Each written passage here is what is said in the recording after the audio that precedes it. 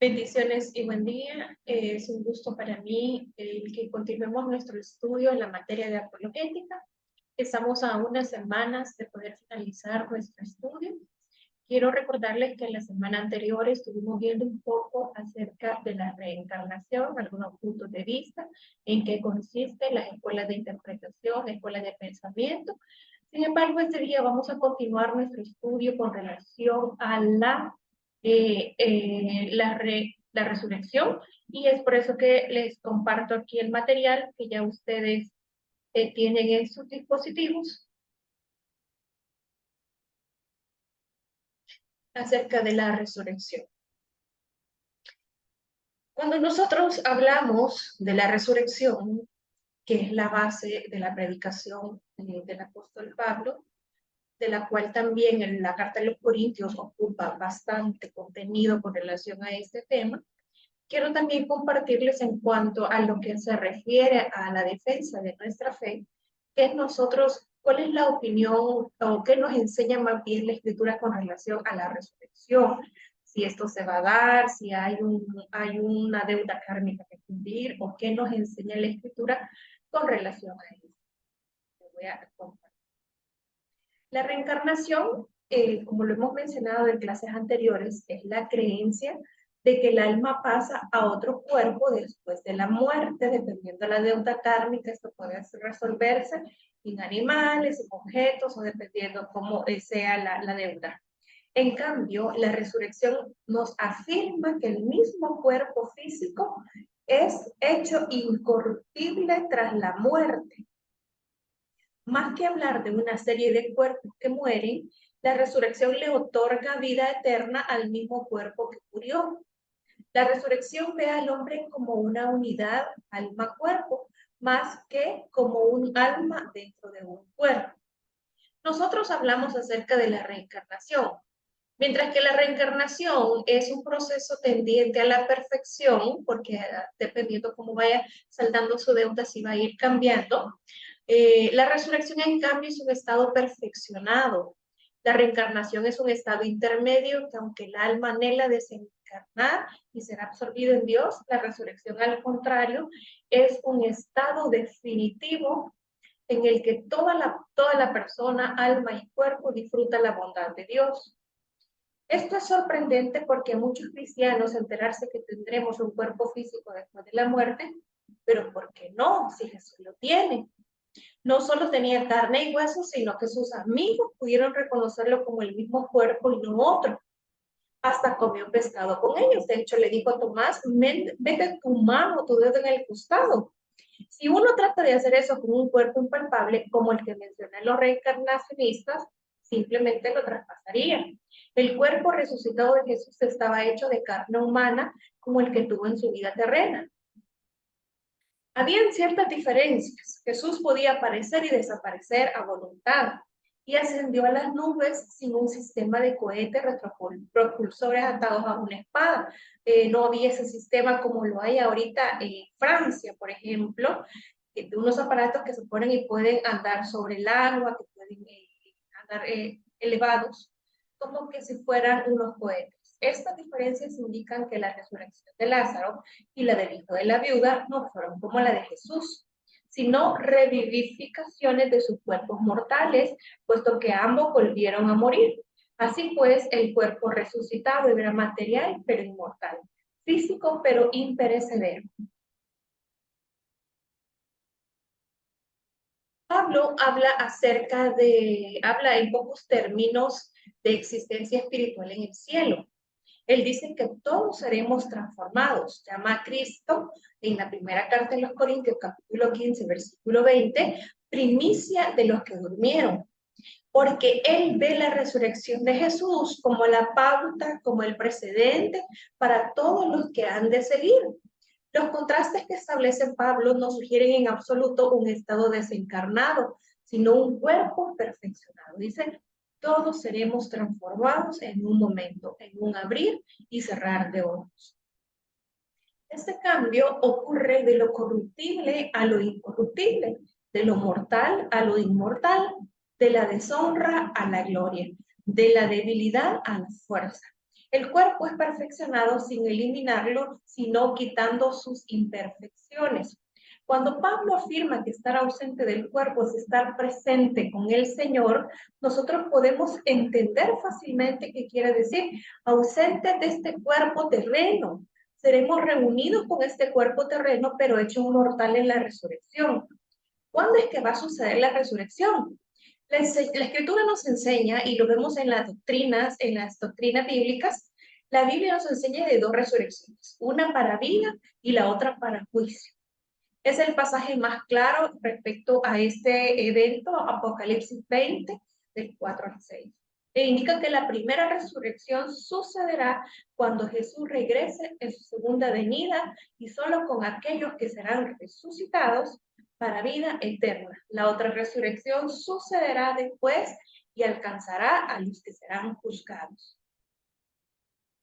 Pero, ¿qué ocurrirá con los muertos desde ahora hasta entonces? Pablo nos asegura que la muerte significa estar con Cristo, que es mucho mejor que esta vida. Es la verdadera felicidad en la misma presencia de Dios. Con relación a la naturaleza del hombre, bueno, hemos estado estudiando la cosmovisión panteísta que niega la realidad de la materia. Es el cimiento de la reencarnación. Hasta en los sistemas panenteístas como el de John Hick y la forma personal del hinduismo, la materia aquí es considerada mala y como corrupción de la realidad. No debe pues asombrar que los reencarnacionistas en base a eso vean la perfección como la eliminación de la materia. El teísmo, que es la cosmovisión de la Biblia, establece que la materia fue creada por Dios y que es buena. El hombre fue creado mezclando polvo y hálito divino, cuerpo y alma. Y existe también para ser perfeccionado en espíritu, alma y cuerpo. Hasta el nombre Adán viene de la palabra hebrea que quiere decir, según el criterio bíblico, el hombre no está completo sin su cuerpo. Hay una diferencia fundamental con relación a la naturaleza del hombre entre el cristianismo y el hinduismo. Y dice que radica en esto. Por ejemplo, el hindú cree en las vidas sucesivas, cualquiera que sea su escuela de pensamiento. En cambio, el cristianismo cree que está establecido para los hombres que mueran una sola vez y después de esto el juicio. Este versículo no solamente está afirmando en forma clara que el hombre tiene una sola vida y que es aquí donde debe tomar las decisiones para poder cambiar la eternidad, sino que asocia la muerte con el juicio, lo cual esclarece aún más la diferencia entre los dos puntos de vista. Más que ponerlo en otro cuerpo, debido a sus pecados, Dios juzgó el pecado de Adán introduciendo la muerte, separando al cuerpo del alma. La perfección del cuerpo ocurre cuando se elimina esa maldición, cuando el pecado y todos sus efectos también son borrados. Entendemos esto como la perfección del cuerpo ocurre cuando se elimina esa maldición, aquella que por naturaleza venía adherida a mi vida, cuando el pecado y todos sus efectos son borrados. La naturaleza del juicio. ¿Cuál será la base para juzgar al hombre? Tiene que haber una base.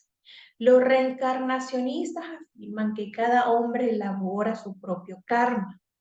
Esta opinión desaparece ante la gracia de Dios, base del juicio que da la Biblia. Las escrituras hablan de la salvación como de una dádiva, como de un regalo, de algo inmerecido que se recibe por fe. El creyente recibe gracia, favor inmerecido con lo que es declarado justo. No tiene que merecer el favor de Dios. Cristo lo dice también de una manera sencilla, que de tal manera amó Dios al mundo que ha dado a su Hijo unigénito para que todo aquel que en él cree no se pierda, mas tenga vida eterna. En verdad, la base del juicio es si la persona cree o no que Jesús es el Hijo de Dios enviado al mundo para salvarlo. Pero, ¿en qué queda la justicia de Dios? Dios no puede ser justo si deja el pecado sin castigar. podría decir algunos. Él necesita recibir la justa retribución de sus actos. Aquí es donde entra la doctrina de la expiación. El Nuevo Testamento nos enseña a nosotros que Jesús fue castigado con la muerte por los pecados del mundo. Nuestros pecados no fueron simplemente ignorados o barridos bajo la alfombra, como que fuera algo que se pudiera barrer o desvanecer sencillamente. Al contrario, Jesús suplió la exigencia de la justicia divina. Jesús cumplió esa cuota que le correspondía a usted y a mí. Entonces fue suficiente su sacrificio para poder cubrir esa parte de la justicia divina, llevando nuestra culpa como sustituto nuestro. Esta pena pagada por Cristo también es llamada rescate, reconciliación, redención, que significa volver a comprar, y justificación. De Jesús afirma que lo hizo pecado. También afirma de que es el siervo sufriente, que fue hecho por nosotros maldición, y también se afirma que es el cordero del sacrificio. El sistema de sacrificio mosaico establecía que dependiendo de la condición económica de cada familia, ellos tenían que ofrecer ciertos animalitos para expiar sus pecados. Entonces Juan el Bautista dijo, he aquí el Cordero de Dios que quita el pecado del mundo. Es decir, aquí está el sacrificio perfecto para que usted y yo nos podamos tener el acceso ante el Padre. Hay una diferencia importante entre la expiación personal, pagar por los propios pecados de uno, y la expiación vicaria, cumplir la pena de otro. La primera es la ley del karma, cuando hablamos de pagar nuestros propios pecados, el gobierno, y la otra es el gobierno de la gracia.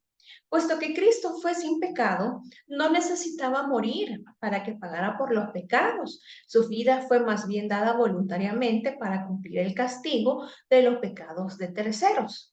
Dice en la segunda carta de los Corintios, al que no conoció pecado, por nosotros le hizo pecado, para que nosotros fuésemos hecho justicia de Dios en él. Existe un modelo de la resurrección. Aquí vamos a apreciar la existencia humana en la unidad alma-cuerpo. Sucede la muerte, viene un estado intermedio, porque si no, Dios sería injusto que unos pudieran gozar primeramente de la eternidad con el Señor y otros menos. Lugar O puede ser un lugar de tormento o presente con el Señor. Unos van a resucitar para vida y otros van a resucitar para muerte. Estos que resucitarán para vida tendrán una eternidad con el Señor, y luego los que resucitarán para muerte, Él les espera el lago de fuego. Puede que no nos desagrade a nosotros la idea del lago de fuego, pero la Biblia no deja otra salida al respecto. No habla de un tercer bando, no habla de un término medio. Las Escrituras enseñan con claridad que los creyentes serán resucitados para vivir con Dios en base a la fe de ellos en Jesucristo. Los incrédulos serán también resucitados y juzgados según sus obras, como muchos de ellos quieren serlo.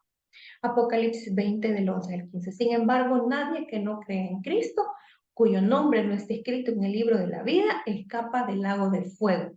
Conforme a los registros de sus obras, todos vamos a tener un nuevo cuerpo inmortal, pero la única cuestión es dónde va a pasar la eternidad ese cuerpo.